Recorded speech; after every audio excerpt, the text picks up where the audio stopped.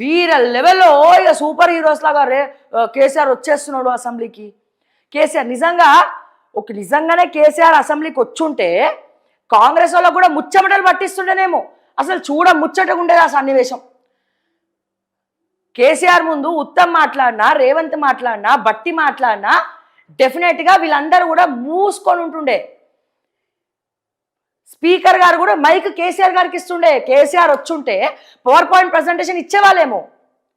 ఇంకోటి ఏం చెప్పాలన్నా, కేసీఆర్ గారు అసెంబ్లీకి వచ్చిన తర్వాత కూడా ఒకవేళ మైక్ ఇవ్వకపోతే తెలంగాణ ప్రజలు ఊరుకుంటారా అండి? కేటీఆర్కి మైక్ ఇవ్వకపోతే ఊరుకోవచ్చు, హరీష్ రావుకి మైక్ ఇవ్వకపోతే ఊరుకోవచ్చు, కానీ కేసీఆర్కి అసెంబ్లీలో మైక్ ఇవ్వకపోతే ఎవరి పరువు పోతుంది? పరోక్షంగా ప్రత్యక్షంగా కాంగ్రెస్ పార్టీ పరువే పోతుంది. ఏ రకంగా చూసినా మీకు మంచి పేరు వచ్చేది. ఇప్పుడు మళ్ళా కేసీఆర్ ఒక డైలాగ్ కొట్టడము, ఈ సోషల్ మీడియాలో మొత్తం వీర లెవెల్గా మేమే హీరోలం, కేసీఆర్ వచ్చేస్తుండని కార్యకర్తలందరూ ఆనందపడే లోపల నిజంగా బీఆర్ఎస్ కార్యకర్తల గురించి ఆలోచిస్తే బాధ అవుతుంది.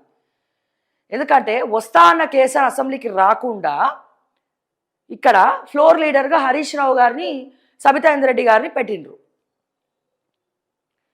వాళ్ళని ఎప్పుడైతే ఫ్లోర్ లీడర్స్గా పెట్టారో అప్పుడే కథం అయిపోయి కేసీఆర్ గారు రారని అర్థమైపోయింది ఇక అసెంబ్లీకి.